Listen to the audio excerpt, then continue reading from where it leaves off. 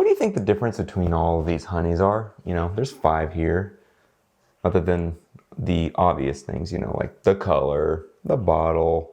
This one's pretty much crystallized, which is a normal thing, you know, that's not a bad thing, that happens. Well, you know, it has to do with how the honey's made. You know, you would think all honey's made the same, right? You know, bees go to flowers, bees collect honey, bees come back to the nest. Bees don't collect honey. Bees collect nectar, duh, and pollen, and they bring that back to the nest, the hive, whatever. And then they regurgitate it and they store it for later. And then we come in and we harvest it and we collect it and we eat it and it's great. And that's how honey's made. And all honey's made the same, right? What if I told you this grocery store honey, or most of these big box store honeys, are made a little differently? How is that possible? Bees have to make honey. That's what makes honey honey, right? Yes, it is. But bees don't have to go to flowers to collect the ingredients, let's say, to make honey. A lot of these big factory farms are feeding their bees sugar syrup and corn syrup in order to greatly increase their productivity. Now, feeding your bees is a normal thing for beekeepers. It's not a bad thing at all. In fact, it's pretty necessary sometimes, especially in the winter when there's no food for the bees to collect. That's what honey's supposed to be for. Bees produce honey during plentiful months and they consume it during a dearth.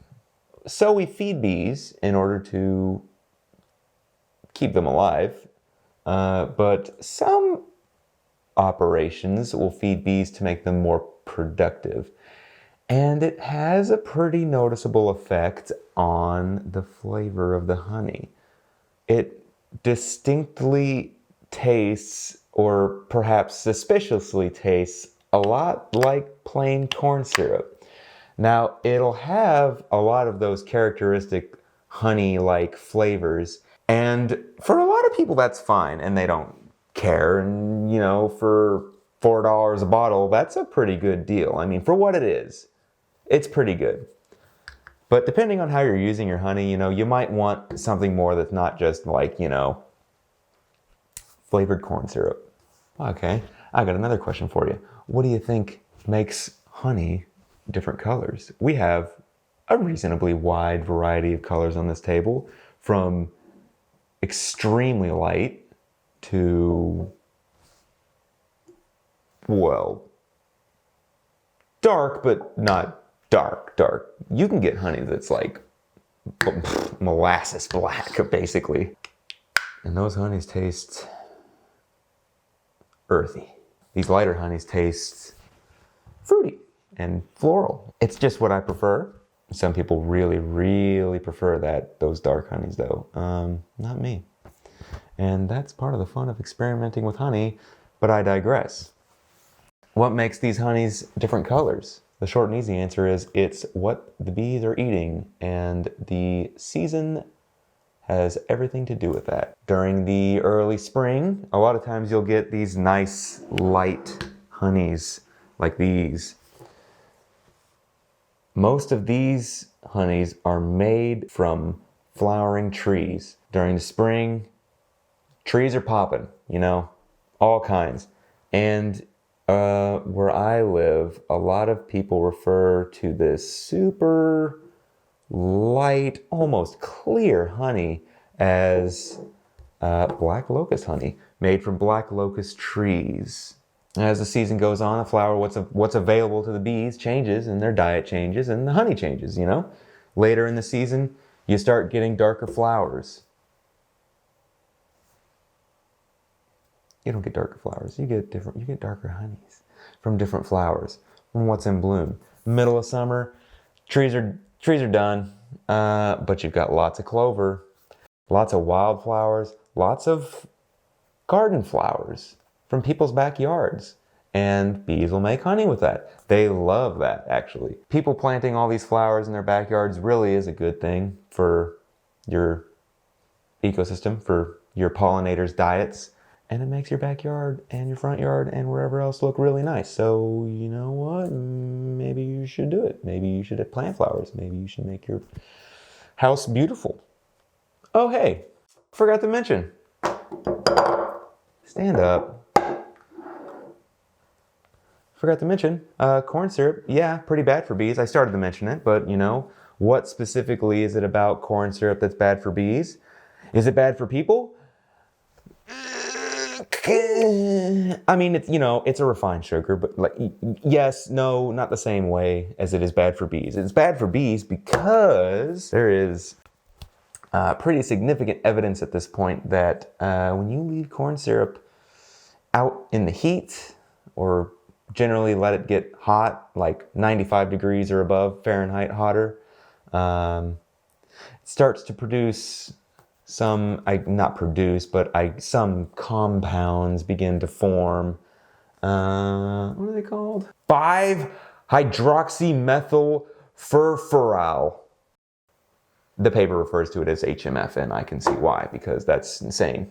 But so what is it about that that's bad for bees? Is it bad for people? Not really, but it's bad for bees. It's bad for their bodies, their little bee bodies. Creates like ulcers and stuff, like in their internal organs. It irritates them. It's generally bad for them.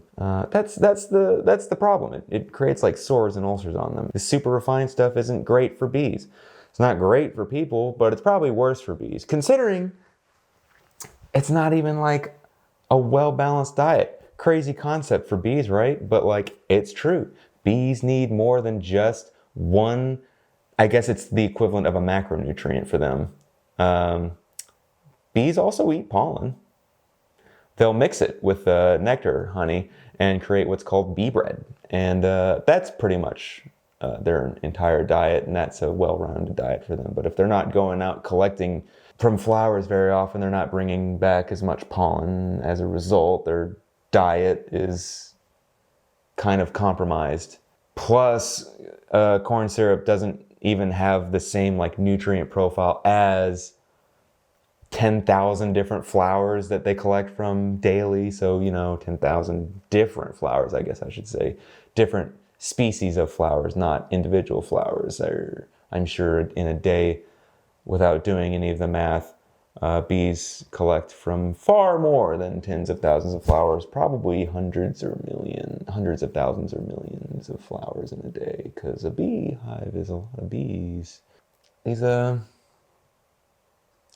commercial bee keeping operations don't raise the healthiest bees, don't make the best tasting honey.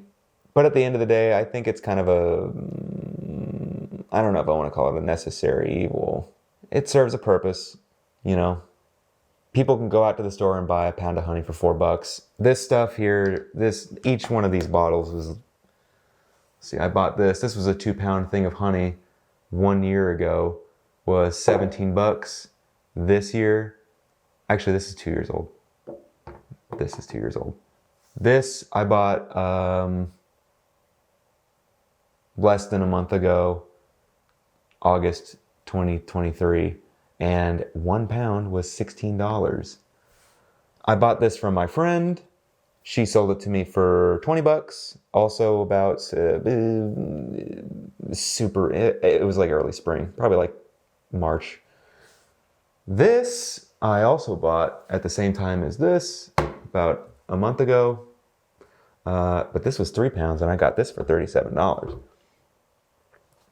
But, you know, $16 a pound versus $4. It serves a purpose. You know, it is a cheap sweetener that tastes a lot like honey because it is honey, but it doesn't quite taste as good as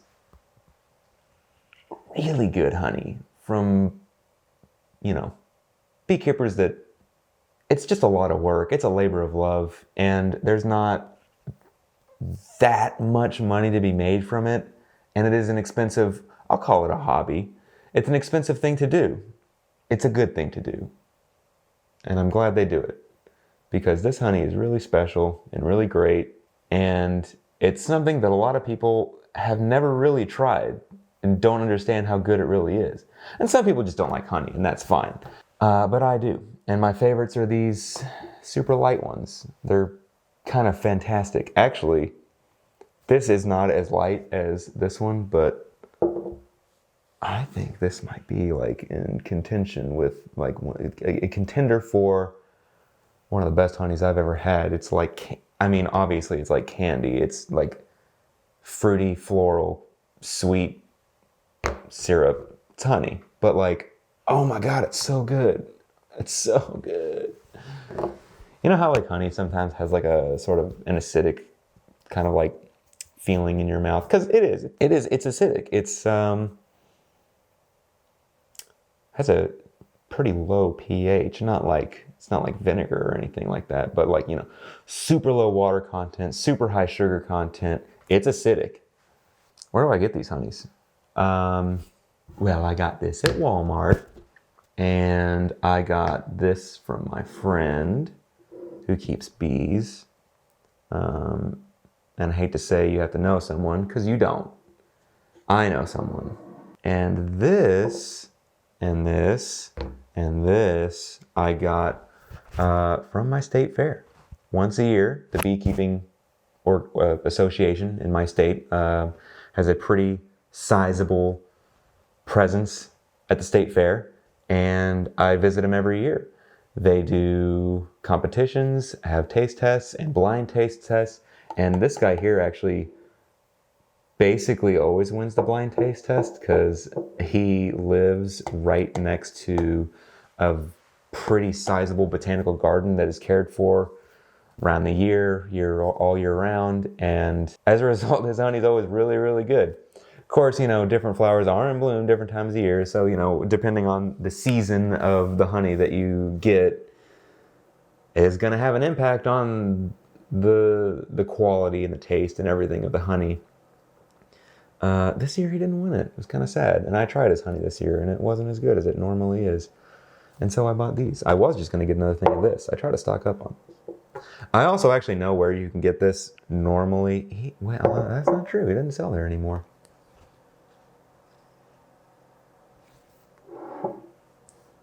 But these were great. I tried these. I don't know whether your state fair or equivalent event has some sort of presence from your beekeeping association, but certainly farmers markets has, you know, usually terrific access to honey. You can buy online. It's not great, but, you know, I see honey as a fabulous way to support your local economy. Because you should. Where else can you get them? Certain like upscale grocery stores will have them. You know, Whole Foods probably has a good selection. I don't know. I've never bought honey from Whole Foods. I've seen some honey at like other grocery stores. Most of them are, you know, nothing special. You're really just rolling the dice when you buy them from grocery stores. You can get lucky. I've gotten lucky before. Sometimes you just luck out and you get one that's great, and sometimes you don't. And that sucks, because then you're stuck with something that'll turn into a brick in like a year or two, and not necessarily, but, you know, a lot of honeys will start to crystallize and solidify. And you can fix that just by putting them in hot water, a bath of hot water. Ideally, you would put the lid up so it doesn't leak out, you know. There's air inside here. It'll expand. You don't want it to blow the cap off. It can happen. It's happened. I say that I say that from experience. Don't make the same mistakes that I did. Hot water being like, I don't know. You wouldn't want to boil it. You probably wouldn't want to microwave it either. I've seen online people say to use like 120 degrees Fahrenheit water. I don't know if that's quite warm enough, honestly. You can go a little hotter than that. With that said, the hotter you go, the higher likelihood you'll have of driving off, changing the flavor of your honey in by driving off the volatile compounds in the honey that make it taste the way it does. I think that's all I got. Honey's good.